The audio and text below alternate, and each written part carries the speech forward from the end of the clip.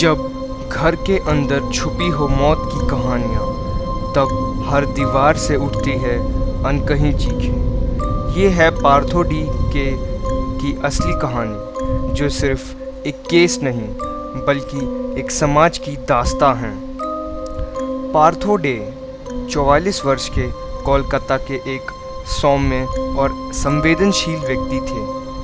वे मानसिक स्वास्थ्य के मुद्दों पर काम करते थे और एक कवि के रूप में भी जाने जाते थे।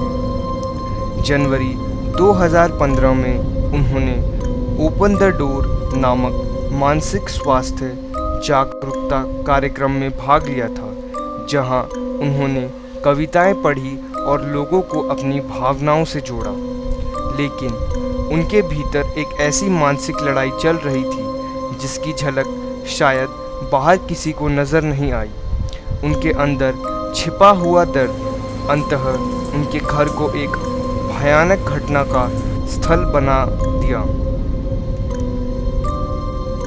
10 जून 2015 को कोलकाता पुलिस को एक आग लगने और आत्महत्या की सूचना मिली। जब वे पार्थो के घर पहुंचे तो उन्हें अंदर अजीब और भयावह दृश्य देखने को मिला। बाथरूम में पार्थो के पिता अरबिंदो डे का जलाया हुआ शव था। वही पार्थो के कमरे में उनकी बहन देवजानी के खंडर कंकाल पड़े थे। 2 मरे हुए पालतू कुत्ते भी वहाँ थे और पार्थो खुद वहाँ विचित्र हालत में सिर पटकते हुए मृतक सदस्यों के बीच थे। पार्थो ने पुलिस को बताया कि उनकी बहन दिसंबर 2014 में मर गई थी और वह उसके कंकाल के साथ 6 महीने से रह रहे थे।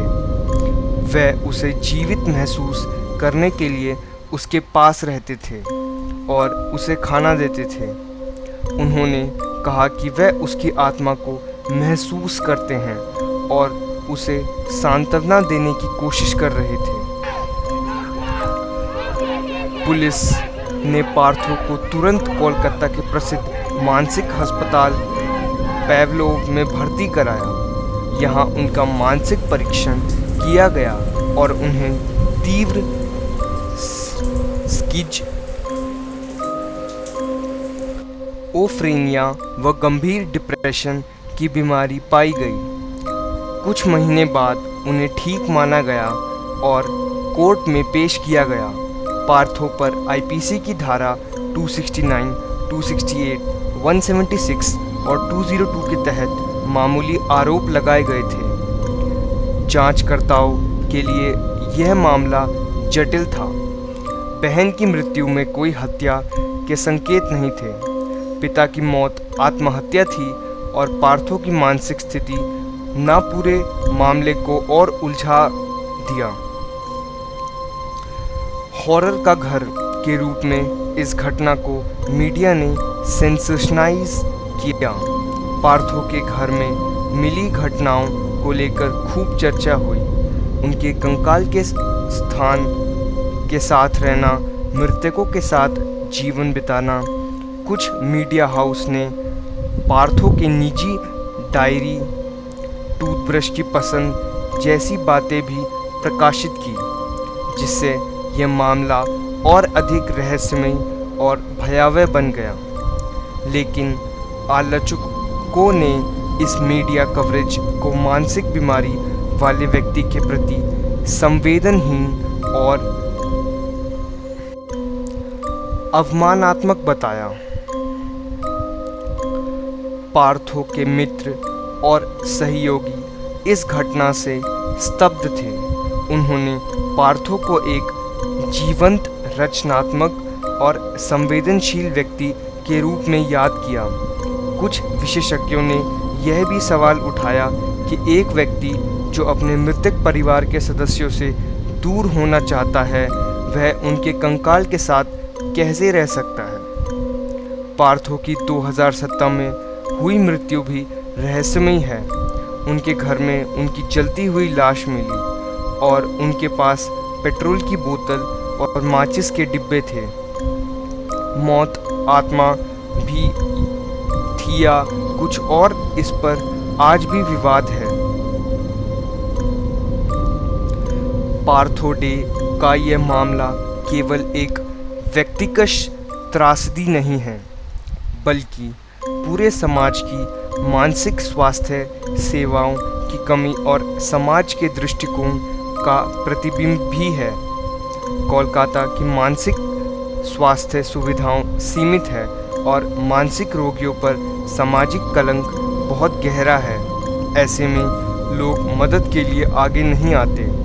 पार्थो ने मानसिक स्वास्थ्य जागरूकता के लिए काम किया, लेकिन आखिरकार खुद एक ऐसी मानसिक लड़ाई से जूझते हुए इस दुनिया से विदा हो गए। ये कहानी हमें याद दिलाती है कि हमें मानसिक बीमारियों को गंभीरता से लेना होगा और हर व्यक्ति के लिए सहानुभूति, समझ और उपचार उपलब्ध कराना होगा। पार्थो डे का जीवन और मृत्यु दोनों ही कई सवाल छोड़ जाती है। ये कहानी हमें यह सोचने पर मजबूर करती है कि जब मानसिक बीमारी और समाज की उपेक्षा मिल जाए तो क्या क्या हो सकता है। उनका घर अब शांत है, लेकिन उनके दर्द की गूंज आज भी सुनाई देती है। हमें उम्मीद है कि उनकी यह कहानी हमें मानसिक स्वास्थ्य के प्रति अधिक संवेदनशील बनाएगी और समाज में बदलाव लाने के प्रति प्रेरित करेगी। देवजानी डे, अरबिंदो डे और पार्थो डे को उनकी त्रासदी के लिए याद किया जाए।